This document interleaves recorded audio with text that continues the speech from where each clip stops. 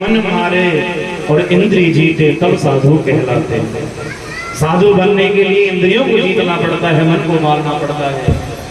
और मन ऐसे थोड़ी होता है अब बाबा जी बन गए या थोड़ी के बीच बाजार में जाकर खड़े हैं कि रेहड़ी में गोलगप्पे कहीं, मन को मारना पड़ता है। मन मारे और इंद्रिय जीते तब साधु कहलाते। आज शरद पूर्णिमा की रात्रि आई है और शरद पूर्णिमा की रात्रि के दिन भगवान श्याम सुंदर ने आज वेणु का नाद किया है, मुरली बजाई है। सुखदेव भगवान कहते हैं कि भगवान पिता रात्रि शरदो फुल्ल मल्लिका वीक्षरन्तुं मनश्चक्रे योगमायामुपाश्रितः।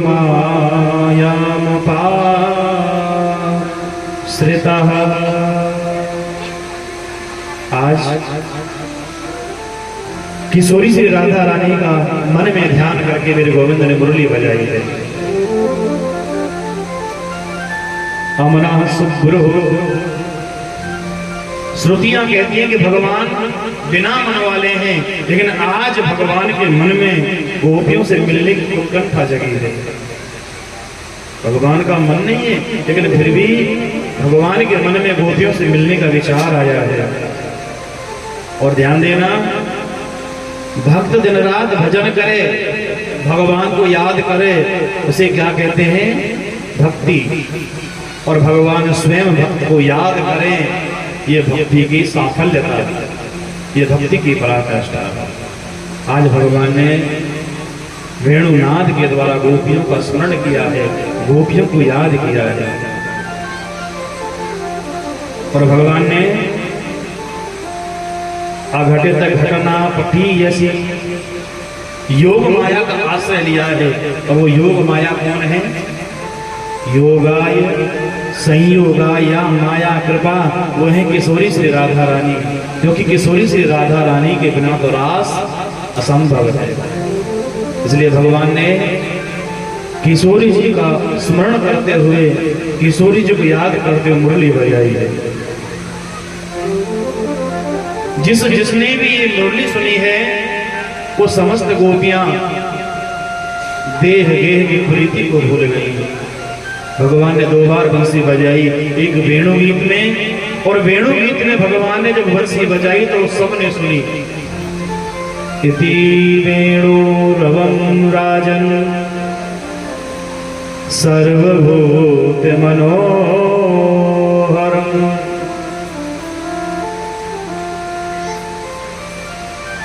तो सबने मुरली सुनी। और आज जो भगवान मुरली बजा रहे हैं वो केवल गोपियों को सुनाई दे रही है, और किसी को नहीं। रास लीला की कथा से पहले चीर हरण की लीला है। भगवान गोपियों के वस्त्र चुराते हैं। पर बहुत से लोग क्या कहते हैं, भगवान तो बड़े गंदे विचारों के थे, गोपियों के कपड़े चुराए, ये चुराए, वो चुराए। ये लीला क्या है? ये चीर हरण लीला क्या है? आवरण भंग लीला। भगवान वस्त्र नहीं, क्या चुराते हैं गोपियों के ऊपर से? माया का वस्त्र। माया की वस्त्र का हरण करते हैं भगवान। क्योंकि जीवात्मा और परमात्मा का मिलन तब होगा कि जब माया का पर्दा हट जाएगा। संत कहते हैं कि जब आमने सामने प्रिया प्रीतम बैठे हों तो उनके बीच में लाज का घूंघट रहता है, और जब तक घूंघट नहीं हटेगा तब तक प्रिया प्रीतम का मिलन असंभव है। इसलिए गाते हैं संत लोग कि घूंघट के पट खोल तो है पिया मिलेंगे।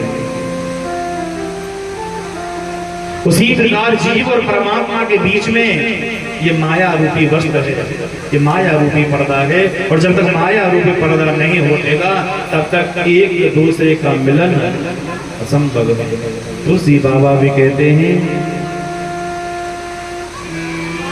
कि जानत तो माही। ये भगवान की कृपा है कि भगवान को जानने के बाद भगवान के ही हो जाते हैं। कि जानत तो माही तो माही होए जाए, सो जाना हो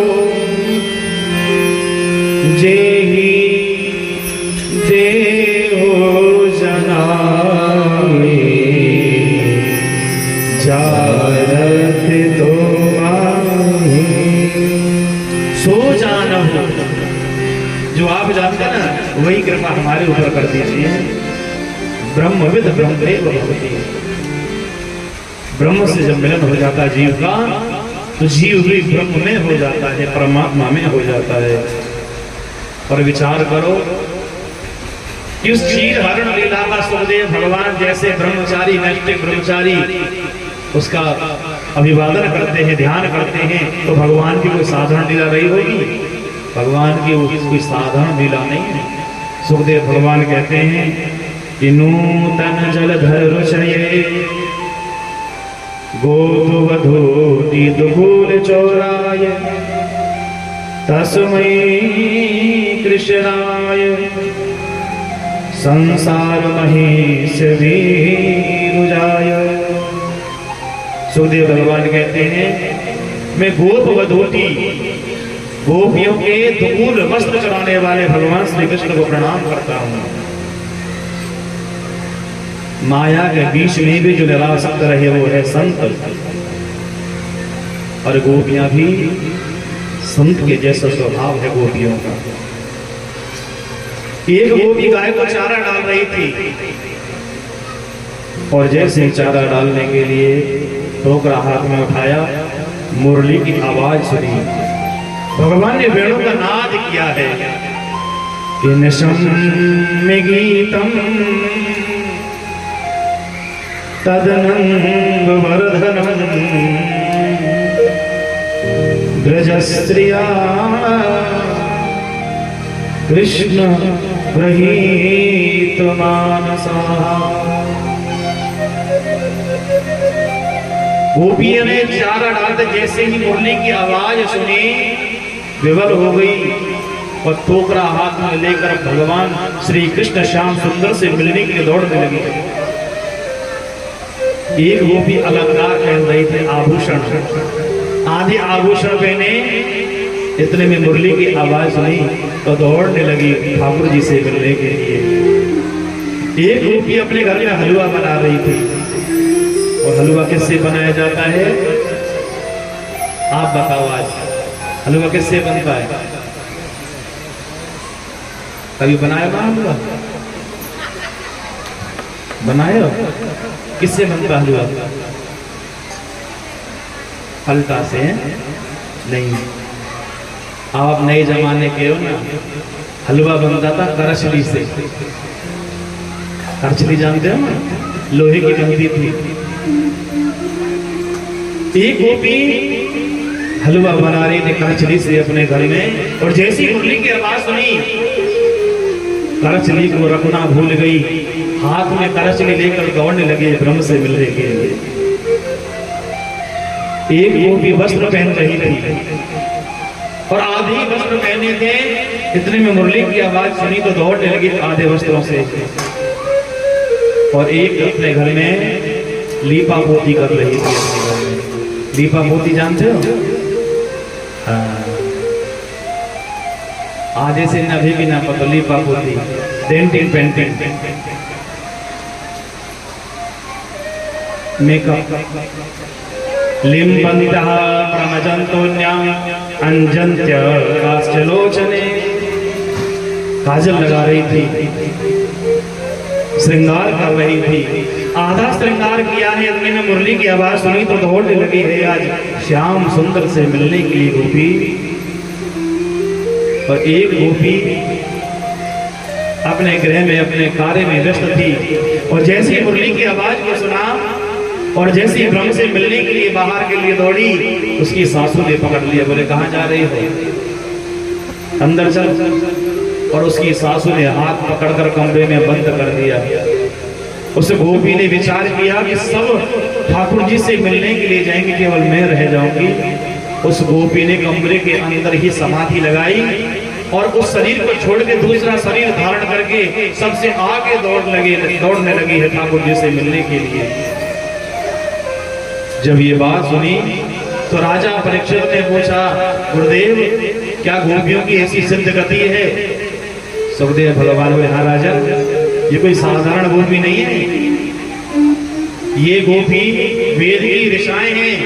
ये राम अवतार के वो लंबी लंबी दाढ़ी वाले संत हैं कि जब भगवान 14 वर्ष वन वन भटकते हैं किशोरी जी के साथ में, तो बड़ी बड़ी दाढ़ी वाले महात्मा विचार करते हैं कि यदि हम भगवान की प्रेयसी होते, पत्नी होते, तो हम भी भगवान के साथ में ऐसे विहार कर रहे होते, ऐसे परिभ्रमण कर रहे होते।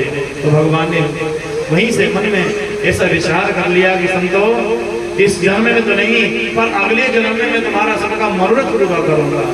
और आज कृष्ण जन्म में वही लंबी दाढ़ी वाले महात्मा गोपी बन करके आए।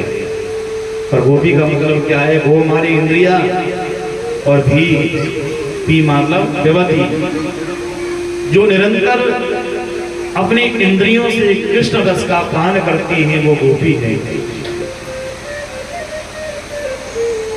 आज गोपियां परमात्मा से मिलने के लिए ऐसे दौड़ने लगी कि जैसे गंगा जी जब गौमुख से निकलती है तो गंगा जी का लक्ष्य होता है सागर में मिलना।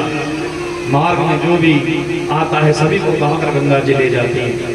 आज गोपियां परमात्मा से मिलने के लिए दौड़ने लगी और जैसे ही ठाकुर जी के पास में पहुंची, गोपियां भगवान से शिकायत करने लगी, कन्हैया जब जब तुम्हारी मुरली बजती है तब तब हम विवल हो जाती है,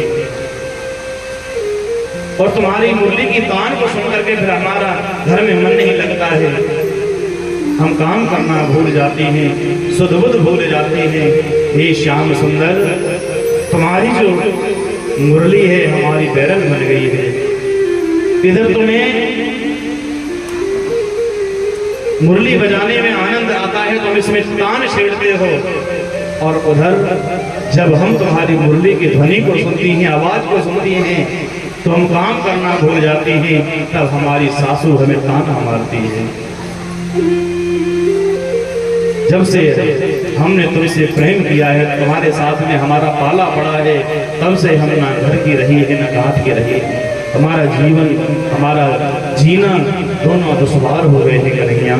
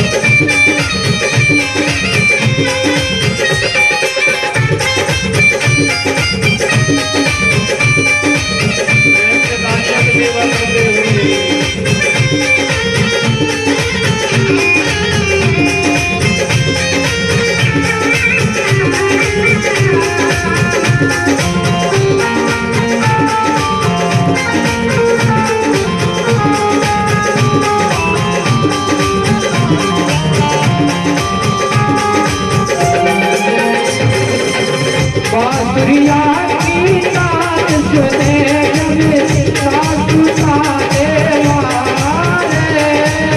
बांसुरिया की तान सुने जब सासू ताने मारे।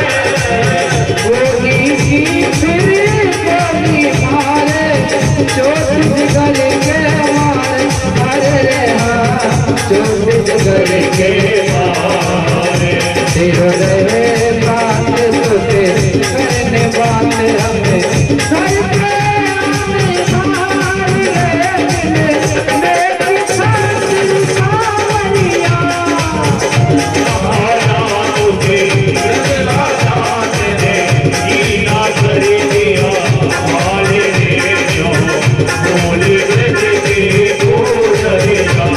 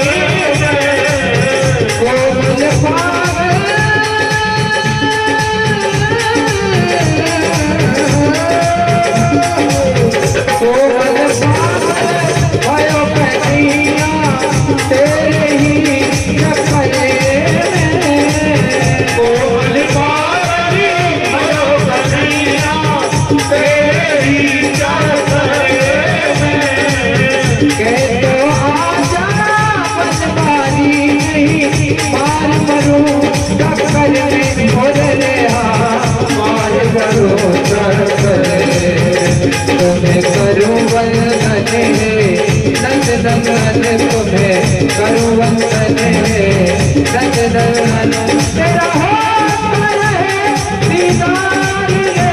अब आजा मेरे बतिया,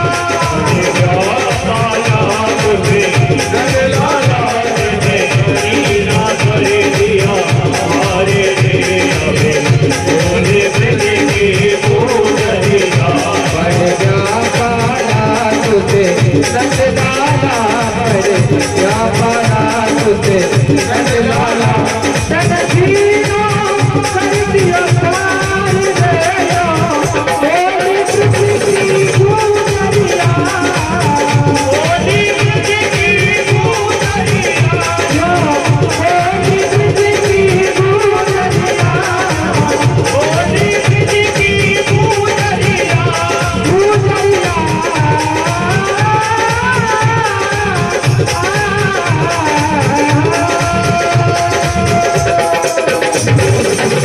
बोलिए गोविंद भगवान की जय, जय जय श्री राम।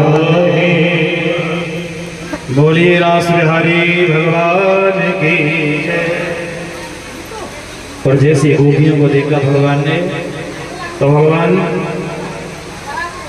रास बिहारी श्याम सुंदर गोपियों का स्वागत करने लगे। भगवान बोले स्वागतम वो महाभागः। भगवान ने कहा ना गोपियों आप सबका स्वागत है। गोपियां प्रसन्न हो गई, बोले हमारे लिए मुरली बजाई, हम दौड़ी आई तो हमारा स्वागत भी कर रहे हैं। लेकिन अगले ही पल भगवान कहने लगे प्रियम किम करवाणि वः ब्रजस्यानामयं गच्छत् ब्रूतागमन कारणम्। गोपियों आपका स्वागत है, आप ही बताओ जो आपको प्रिय लगे मैं आपके लिए क्या करूं। ब्रिज को छोड़कर आप इस घनघोर जंगल में आई हो, आने का कारण तो बताओ, क्यों आई हो? गोपियां उदास हो गई, बोले पहले स्वागत कर रहे हैं और ये भी पूछ रहे हैं कि आपको जो अच्छा लगे मैं क्या करूं, और ये भी पूछ रहे हैं कि आप क्यों आई हो। गोपियां कुछ कहना तो नहीं चाह रही थी, मौन हो गई। बोल पहले बोलने तो ये क्या कहना चाहते हैं। भगवान बोले अच्छा मैं समझ गया आप इसलिए आई हो। दृष्टम वनम पुष्मितम रागेश रंजितम, आप शायद वन की शोभा देखने के लिए आई हो। गोपियों को बड़ा गुस्सा आया, बोले हमसे कह रहे हैं वन देखने आई हो। अरे वन देखने तो दिन में भी आ सकती, रात में आने की क्या जरूरत थी। अगले पल फिर भगवान अच्छा मैं समझ गया, आज शरद पूर्णिमा है ना, आप चंद्रमा की चांदनी देखने आई। राकेश रंजितम, आप राकेश चंद्रमा को देखने आई हो। गोपियां फिर मन में सोचने लगी, अरे कैसी बहकी बातें कर रहे हैं, ये चंद्रमा यहाँ जंगल में दिख रहे, घर से नहीं दिख रहे, हम ये दौड़ी आई, हमारे भाव नहीं समझ पा रहे हैं। भगवान बोले गोपियों आपको इस प्रकार रात्रि में घर छोड़ करके नहीं आना चाहिए। अरे आपके पति हैं, छोटे छोटे बच्चे हैं, आपका परिवार है। और गोपियों पति चाहे कैसा भी हो, चाहे गरीब हो, निर्धन हो, कोढ़ी हो, दरिद्र हो, पर फिर भी पत्नी के लिए वो उसका परमेश्वर होता है। दुस्सीलो दुर्भगो वृद्धो जड़ो रोगी धनो पिवा पतिस्त्रिभिर्नहातव्यो लोकेक्षुभिर्पातकी। अच्छा गोपियों में समझ गया, शायद आप मेरा दर्शन करने के लिए आई हो। बेकार परेशानियों में दिन भर तो वृंदावन में रहता हूँ, दिन में दर्शन कर लिया करो। पर आज गोपियों से रहा नहीं गया। गोपियां मन में सोच लगी, यदि हम नहीं बोलेंगी तो ये अपने प्रवचन देते ही रहेंगे, ये फिर हम किस लिए आई हैं वो एक बार भी नहीं कहेंगे। गोपियां कहने लगी अच्छा हम बताएं क्यों आई। भगवान बोले हाँ बताओ आप क्यों आई। गोपियां कहने लगी ये तो सुनो किस लिए आई है।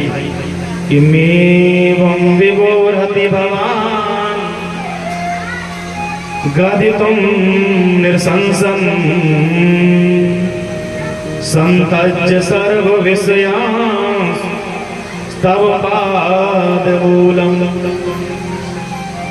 भक्ता भजस्व दुर्वा ग्रहवा त्यजस्व माम् देवो यथादि पुरुषो भजते मुमुक्षो। गोपियां कहने लगी हे जगदीश्वर, हे रास बिहारी, आप घट घट व्यापी हैं, लेकिन फिर भी ये नहीं जान पा रहे कि हमारे मन में क्या चल रहा है। तो सुनो, अहम अन्नः त्वम अन्नादः, कि हम आपका भोग लगाने के लिए आई हैं। भगवान बोले देखो भोग तो लगवाने के लिए आई हो, पर भोग तब लगाएगा जब बहुत ज्यादा भूख लगी हो, अभी तो भोजन की इच्छा होगी। भगवान बोले हमारी कोई इच्छा नहीं है। गोपियां बोली यदि तुम्हारी इच्छा नहीं थी तो तुमने मुरली क्यों बजाई। और ध्यान देना, भात में और भक्त में बड़ी समानता है, और भात और भक्त दोनों ही भगवान को प्रिय हैं। भात जानते हो ना क्या, चावल कैसे बनता है।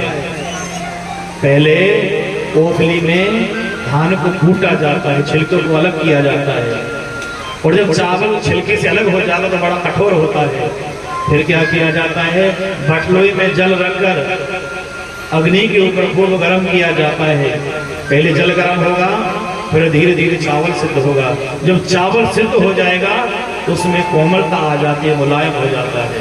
आप दबाओगे चावल तुरंत बन जाएगा, तब वो खाने योग्य होता है, भोग लगाने योग्य होता है। उसी प्रकार भक्त भी प्रारंभ में कठोर होता है, और जब बार बार भगवान की कथा सुनेगा और भगवान की कथा सुनने के पश्चात जब मिलन की विरह की अग्नि में चलेगा तो वो विसिद्ध हो जाएगा। मुलायम हो जाएगा और फिर भगवान के जाने योग्य हो जाएगा, भगवान के भोग लगाने योग्य हो जाएगा। तब भगवान उस भक्त का भी भोग लगाते हैं और भात का भी भोग लगाते हैं। इसलिए भक्त और भात में बड़ी समानता है। गोपियां कहने लगी, हे नाथ, हम आपसे मिलने के लिए आई हैं। यदि आप यही अच्छा लगता है कि हम इस जंगल को छोड़कर पुनः ब्रज में चली जाए, वृंदावन चली जाएं, तो ठीक है, चली जाएंगे। पर एक काम करना, हमारा शरीर तो वृंदावन चला जाएगा, पर हमारे मन को भी हमारे साथ में भेज देना। आप मन को अपने पास में रखना चाहते हो और हमारा शरीर वृंदावन भेजना चाहते हो, हम ये शरीर लेकर वृंदावन कभी नहीं जाएंगे। भले हम वृंदावन वापस लौट जाएंगी, पर हमारा मन तो तुम्हारे चरणों में ही रहेगा। गोपियां शिकायत करने लगी, हे माधव, आपकी जो ये मुरली है ये हमारे लिए तो सौतन बन गई है, बैरन बन गई है। और जब जब आपकी मुरली बजती है, ये मुरली सीधे हमारे कलेजा में घाव कर जाती है। हमें तो कभी कभी ये आश्चर्य होता है कि आपका नाम मोहन किसने रखा, क्योंकि आप मोह तो किसी से रखते नहीं थे, आपको कोई प्रिय नहीं लगता, लेकिन फिर भी आपका नाम मोहन किसने रख दिया। गोपियां कहने लगी, बांके बिहारी की बांसुरी बांकी पे, सुतो करे जावे घाव करे। बांके बिहारी की बांसुरी बांकी, सुतो करे जावे घाव करे। मोहन नाम ते होए लगाओ, तो औरन ते अलगाव करे। औरन के अलगाव करे, औरन के अलगाव करे। केले गली गली घाट पे घेरे, केले गली गली घाट पे घेरे, कहानी को बचाव करे। जादू बड़ी असुभी चढ़ी, मन पे तत्काल प्रभाव करे। काल करे, मैंने तत्काल पे भाव करे। मोहन नाम को मोहन जानत, दासी बनाए के देते उदासी। दासी बनाए के देते उदासी, दासी बनाए के देते उदासी। छोड़ चली धन धाम सखी, सब बाबुल मैया की पारी बना हे बाबुले मैया की पानी बनाती, बाबुले मैया के पानी बनाते। एक दीवानी जो होए तो धेरे, एक दीवानी जो होए तो धेरे, सतावत बांसुरी मारे है मासी। कहने लगी ना, तेरी एक दिन की बात हो तो हम सहन कर लें, पर ये तो तुम्हारा रोज रोज का तमाशा बन गया है। एक दीना की जो होए तो झेले, सतावत बांसुरी बारे है मासी। सोने की होती तो कागज होती, वही गल फांसी, ये बांस के बांसी भई गले फांसी, ये बाती फांसी भई गले फांसी, फांसी की बाती। कानन कानन बाज रही और कानन कानन देते सुनाई। कानन कानन देते सुनाई, कानन कानन देते सुनाई। कानन मानत पीर न जानत, आकर कान करे अधमाई। आकर कान करे अधमाई, आकर कान करे अधमाई। हरिया धरा मित बाण करे,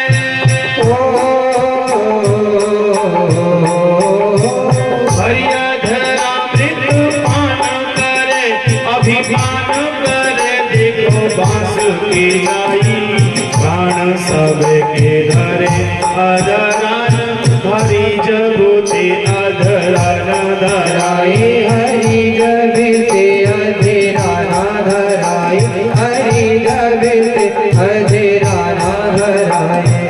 गोपियां कहने लगी कन्हैया अरे जब तुमने माखन चुराया तो सब कहने लगे कि यशोदा को छोड़ा नंद को छोड़ा चोर है, और जब बड़े होकर हमसे प्रीत लगाई तो तुम्हें सारे ब्रज में बदनामी का सामना करना पड़ा, तो सब जगह बदनाम हो गए।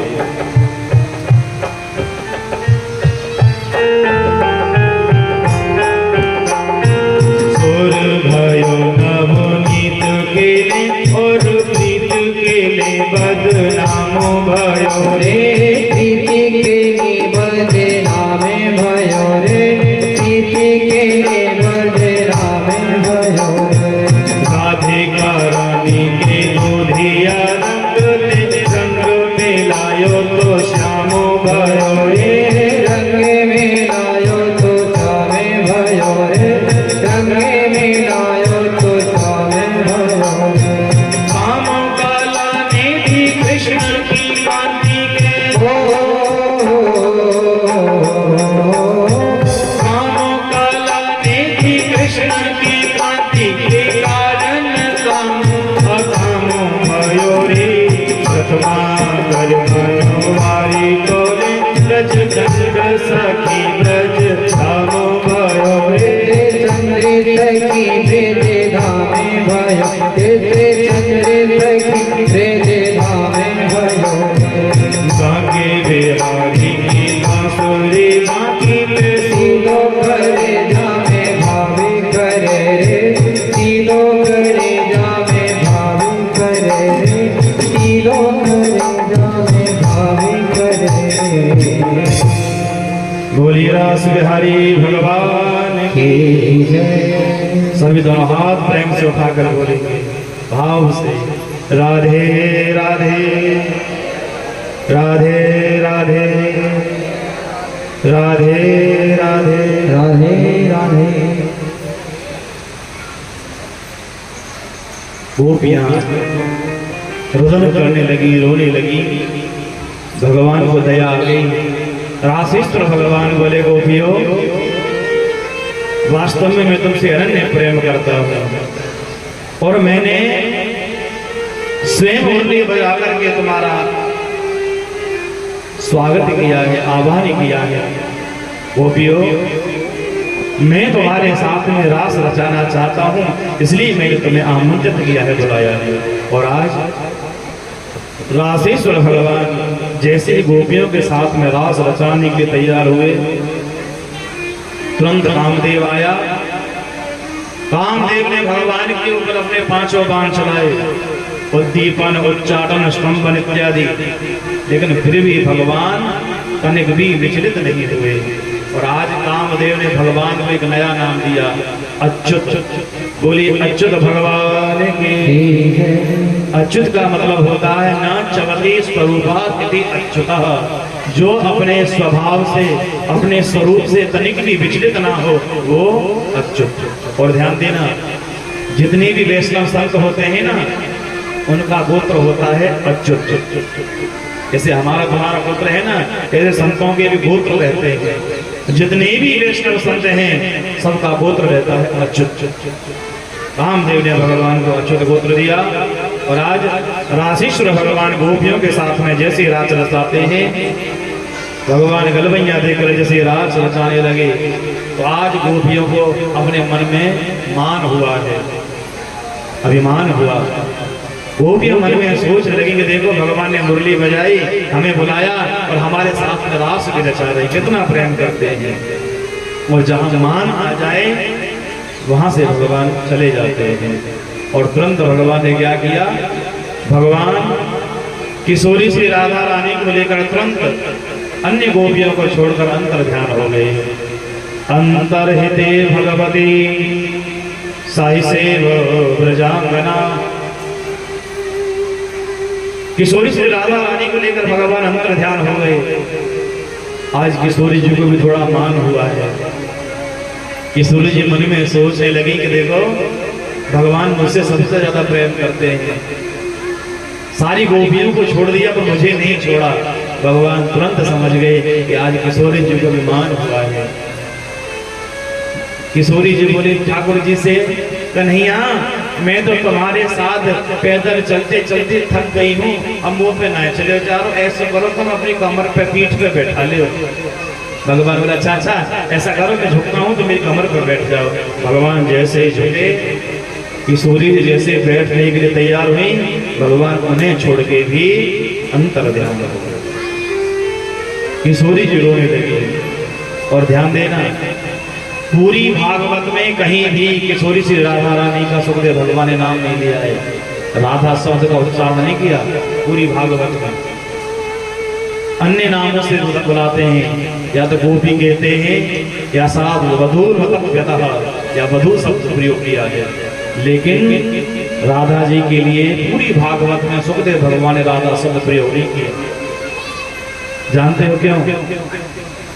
क्योंकि किशोरी श्री राधा रानी सुखदेव भगवान की गुरु हैं। और जब सुखदेव भगवान केवल रा बोलते ना, रा हाँ नहीं बोल पाते, केवल रा, और रा कहने से ही 6 महीने की समाधि लग जाती है। इतने गुरु के प्रेम में डूब जाते हैं, गुरु के ध्यान में डूब जाते हैं। अब सुखदेव भगवान जानते हैं कि यदि मैंने राधा शब्द बोला मेरी तो समाधि लग जाएगी, और जो 7 दिन के मेहमान है परीक्षित अधवर में लटक जाएंगे, इसलिए सावधानी से कथा सुना रहे हैं परीक्षित को, इसलिए राधा शब्द नहीं बोला है। लेकिन भगवान के जो भक्त हैं, भगवान के जो रसिक जन हैं, वो भागवत में राधा शब्द को ढूंढ ही लेते हैं। राधा तत्व कहाँ छिपा है, कैसे ढूंढ लेते हैं जानते? अब आप ये बताओ, जब हम नया नया घर बनाते हैं ना, तो गृह प्रवेश कराते हैं, और जब गृह प्रवेश कराएंगे तो सभी रिश्तेदारों को बुलाएंगे, इष्ट मित्रों को बुलाएंगे, और सबको पूरा घर दिखाते हैं।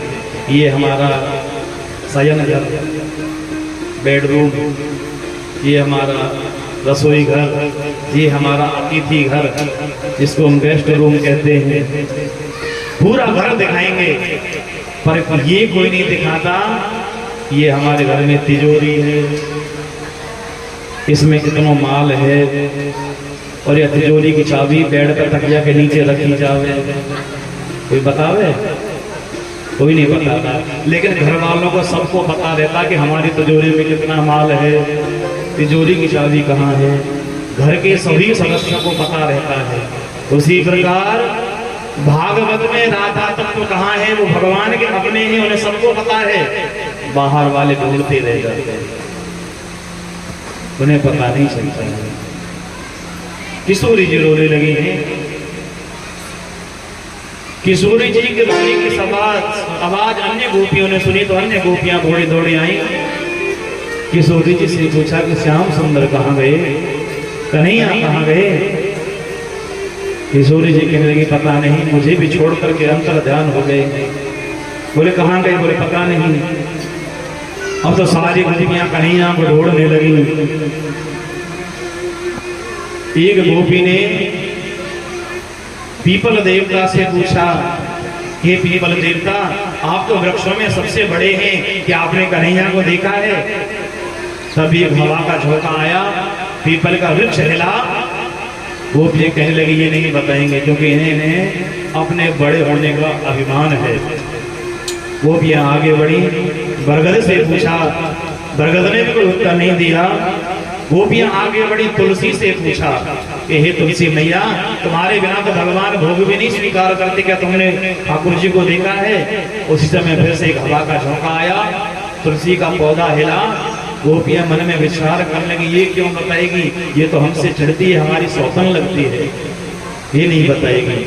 गोपियां फिर आगे बढ़ी, हरी हरी घास पर भगवान के चरण चिन्ह देखे, कुमकुम लगा हुआ देखा।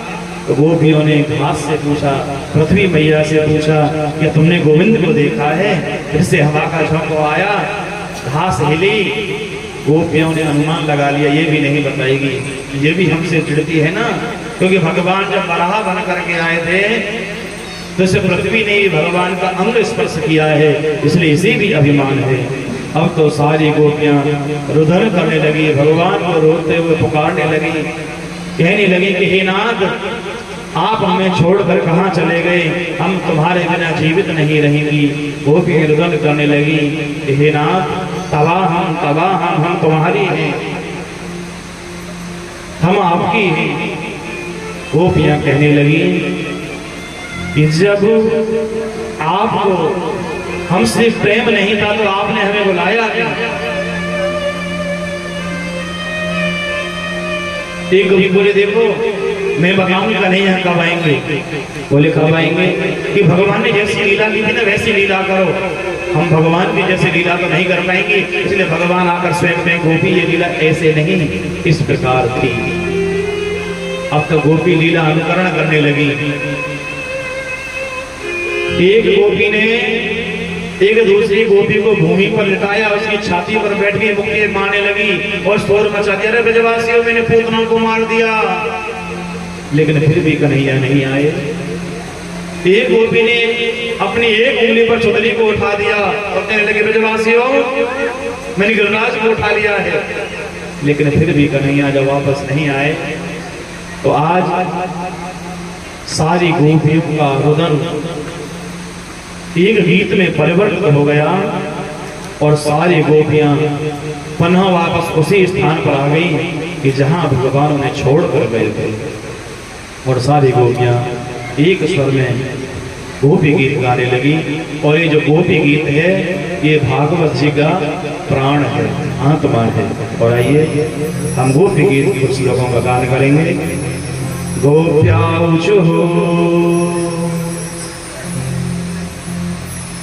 जयति तेधिकं जन्मना व्रजा श्रेयत इंद्रिया शाश्वता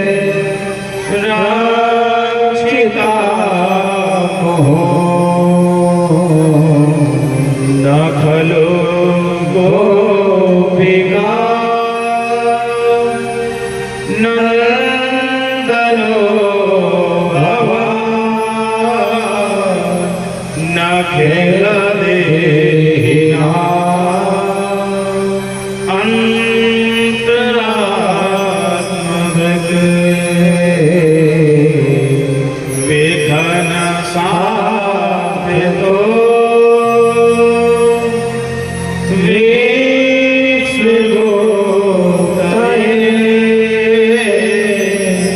सखाओ देवा सात्वतां कुले तव कथामृतं ताप्त जीवनम् कविभिरीडितं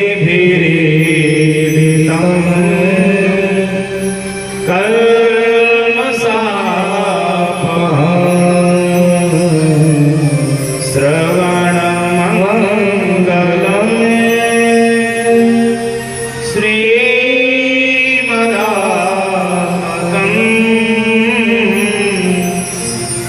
भुवे गन्ति ते भूरिदा जना भूरिदा जना भूरिदा जना। गोपियां कहने लगी जायति तेधिकं जन्मनामृता। हे रासेश्वर, जब से आप इस ब्रज में पधारे इस ब्रज की महिमा अनंत गुनी बढ़ गई। जो लक्ष्मी है बड़ी चंचला चपला है, लक्ष्मी कहीं ठहरती नहीं, पर जब से आप ब्रज में पधारे तो लक्ष्मी भी इस ब्रज को छोड़ करके नहीं गई, इस ब्रज में आकर के स्थिर हो गई। हे नाथ, हम तुम्हें ढूंढ रही हैं, पन पन भटक रही हैं, लेकिन आपको हमारे ऊपर तनिक भी दया नहीं आ रही, तनिक भी तरस नहीं आ रहा। क्यों? क्योंकि हम आपकी निःशुल्क बिना मूल की दासी है ना, इसलिए आप हमें तड़पा रहे हैं। हे नाथ, आप अपने नेत्रों से ही हमें घायल कर देते हो, हम विफल हो जाते हैं, फिर आपको भटकने की जरूरत क्या है? हम तो वैसे ही तड़पती रहती हैं। यदि आपको इसी प्रकार विरह अग्नि में जलाना था, विरहासुर से मारना था, तो आपने हमें बचाया क्यों? हम तो कब की मर गई होती। आपने पूतना से हमारा उद्धार किया, इंद्र की कोप से हमें बचाया, दावा अग्नि से बचाया। हे नाथ, आप ये मत समझना कि आप नंद यशोदा के लाला हैं, आप नंद यशोदा के लाला नहीं, आप सारे ब्रज के रक्षक हैं, सारे ब्रज के लाला हैं। हे नाथ, जब जब हमारे मन में पीड़ा होती है, कष्ट होता है, दर्द होता है, तब तब हम आपकी कथा सुनती हैं। तब कथामृतम् ताप्त जीवनम्। और आपकी जो कथा है वो नगद नारायण है। नगद नारायण समझते हो ना? आप भजन करो, भजन का फल तुरंत नहीं मिलेगा। आप दान करो, दान का फल तुरंत नहीं मिलेगा, पर कथा का फल तुरंत मिलेगा। जैसे कथा चल रही होगी वैसे ही आप भाव में डूबते जाओगे। इसलिए श्रवण मंगलम, आपकी कथा सुनकर के हमारा मंगल होता है। हे नाथ, आप नंगे चरण बन पर भटक रहे हो, यदि आपके चरण को कांटा चुभेगा तो आपके चरण में लेकर कष्ट हमें होगा। इसलिए हे नाथ, आप चले आइए और अपना श्री चरण हमारे वक्षस्थल पर रख करके हमारी छाती पर रखकर हमारी पीड़ा को शांत करो। यते सुजात चरणा बुरहं स्तनेषु भीतासने प्रियदधे महिकर्षेषु तेनाटवीटमटस्य तत् व्यथतेन किंस्वित् कूर्पादिभिर्भ्रमतिभिर्भवदायुषाम्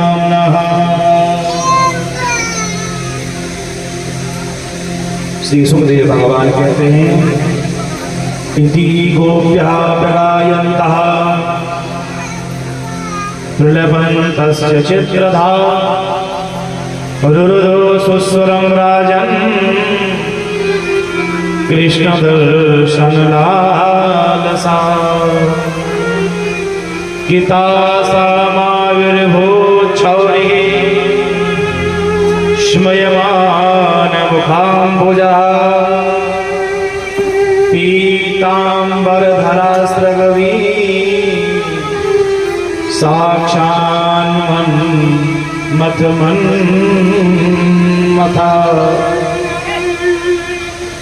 जब कोई भक्त भगवान के विरह में होता है ना, तो भगवान पीताम्बर धारण करके दौड़े आते हैं।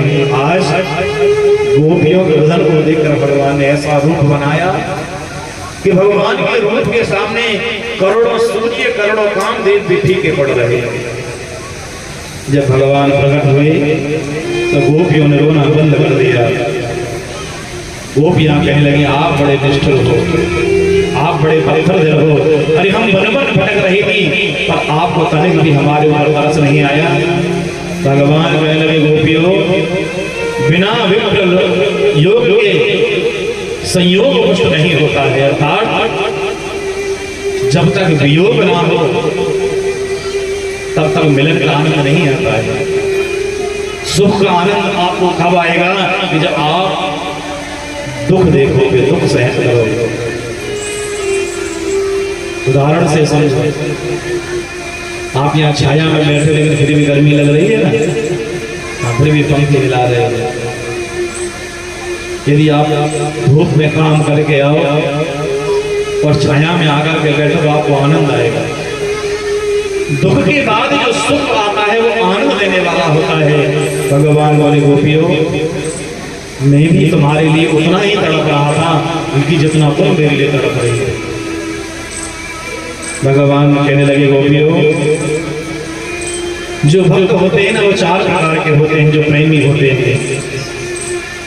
एक तो वो होते हैं कि जो प्रेम के बदले में प्रेम करते हैं कि हम भी तुमसे प्रेम करते हैं, तुम भी हमसे प्रेम करो।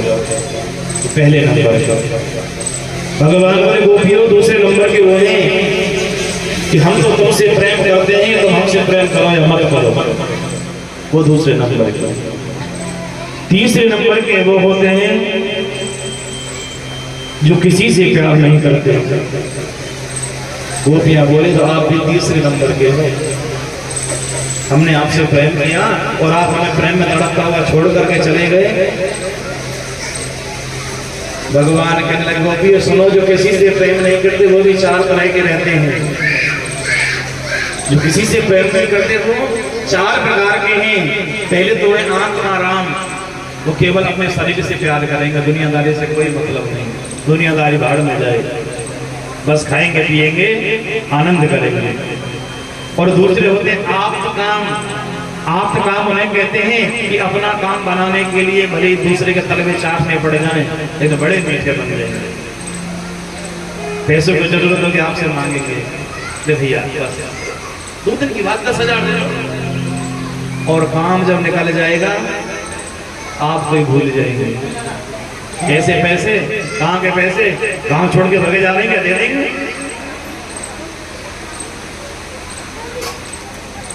और तीसरे वो होते अकृतज्ञ। अकृतज्ञ का मतलब होता है आपने उनका काम चलाया, उपकार किया तो आपका एहसान भी नहीं मानेंगे, उपकार भी नहीं मानेंगे। और चौथे वो होते हैं गुरुद्रोही, जो किसी से प्रेम करते हैं और प्रेम में धोखा देकर विश्वासघात करके उन तड़पता हुआ छोड़ जाते हैं। सारी गोपियां बोले, बस बस आप भी 4 नंबर के हो महाराज, हमने आपसे प्रेम किया और आप हमें धोखा देकर चले गए। भगवान बोले, गोपियों ऐसा नहीं है, मैं भी तुमसे अनन्य प्रेम करता हूँ। और आज रासेश्वर भगवान समस्त गोपियों के साथ में रास रचाने के लिए से उद्यत होते हैं। जैसे भगवान रास रचाने के लिए तैयार हुए तो ये रास की जो ध्वनि है, रास की जो चर्चा है वो कैलाश तक पहुँच गई। और वहाँ मैया पार्वती नई साड़ी पहनने लगी। भोले बाबा पूछने लग गए, देवी तुम कहाँ जा रही हो? मैया पार्वती बोली, मैं ब्रज में रास में जा रही हूँ। बोले बाबा बोले हमें बहुत बढ़िया नाचे, हम ले चलो, एक साड़ी हमको भी पहना दे। बोले ना ना ना महाराज, वहाँ पुरुष प्रवेश वर्जित है, वहाँ केवल स्त्री नारी भाव लेकर के जाना है, वो भी भाव लेकर के जाना है। बोले बाबा बोले देखो हम घूंघट मार लेंगे और हमें भी ले चलो, बहुत बढ़िया नाचना आ गया हमको। और भोले बाबा मैया पार्वती से विनय करने लगे। भोले भोले बाबा की जय। और एक दिना भोला भंडारी और बन के ब्रिज की नारी रात में आ गए हैं, रात में आ गए हैं।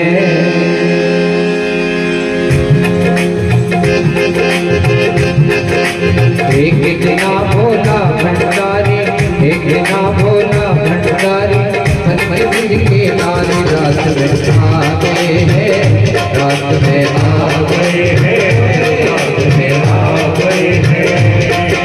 पार्वती जी मना बिहारी, पार्वती जी मना बिहारी, है बने दुबरारी रात में आ गए हैं, रात में आ गए हैं, रात में आ गए हैं।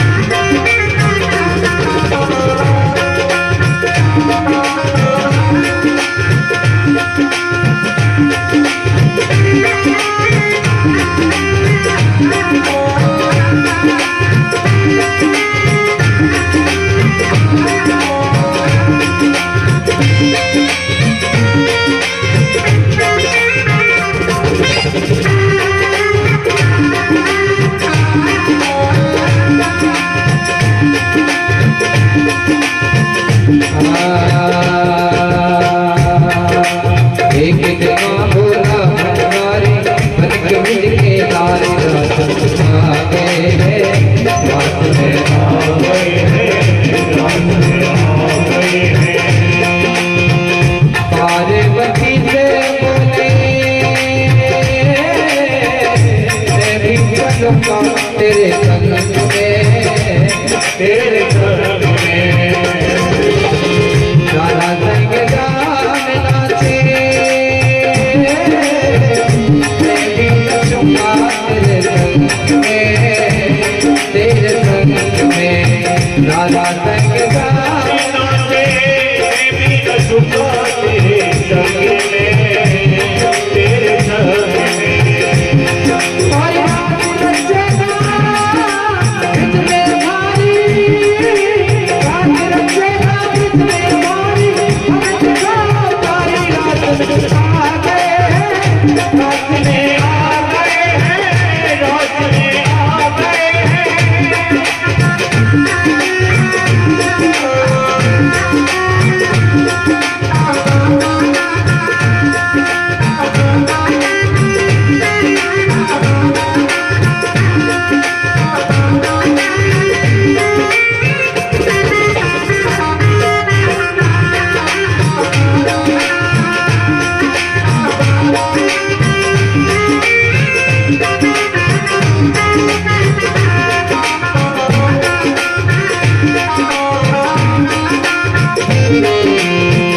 ओ मेरे भोले स्वामी,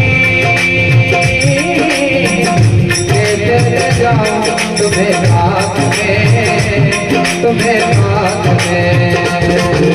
भोले स्वामी कैसे जाऊं तुम्हें रात में, तुम्हें रात में। और कैसे आए कोई तुझसे रात में, रात में, तुझ रात में। और कैसे आना कोई तुझ रात में, वहाँ रात में, वहाँ रात में।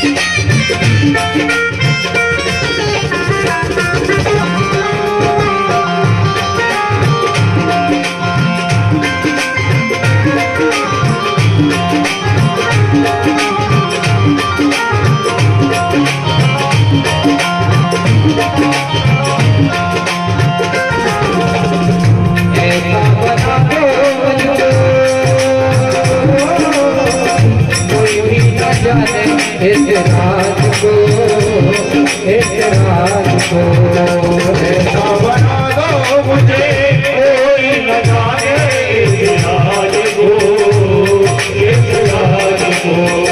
मैं हूँ सहेली तेरी, ऐसा बताना ब्रिज राज को, ब्रिज राज को। मैं हूँ सहेली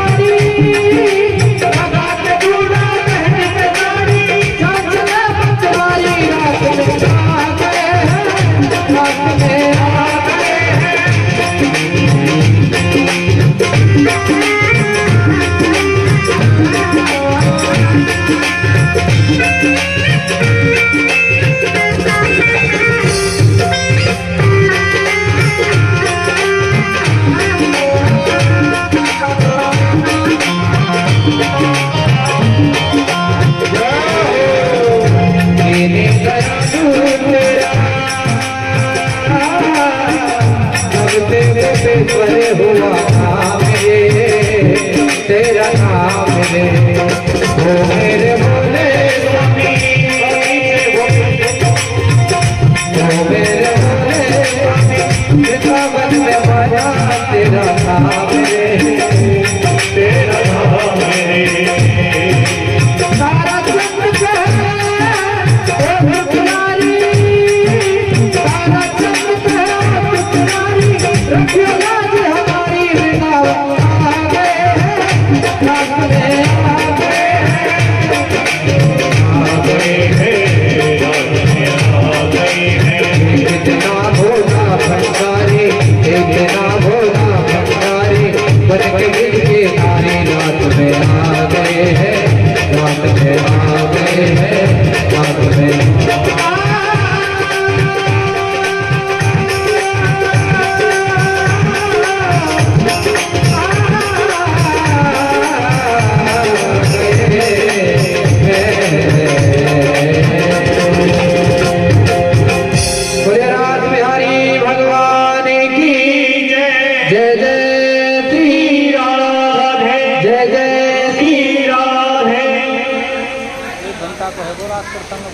और हमारे मध्य में 3 बड़े बड़े गांव के सरदारी पधारी है। घोड़ी से सुभाष चंद्र देसवाल जी और लाला राम देसवाल जी, आपका बहुत बहुत अभिनंदन। और पढ़ेला से भी श्री जीतराम शर्मा जी और फरीदपुर से भी पधारे, आप सबका बहुत बहुत अभिनंदन कि आप जैसे महान मूर्ति जल्दी से कहीं समय निकालते नहीं, पर ठाकुर जी की कृपा है। बहुत बहुत अभिनंदन।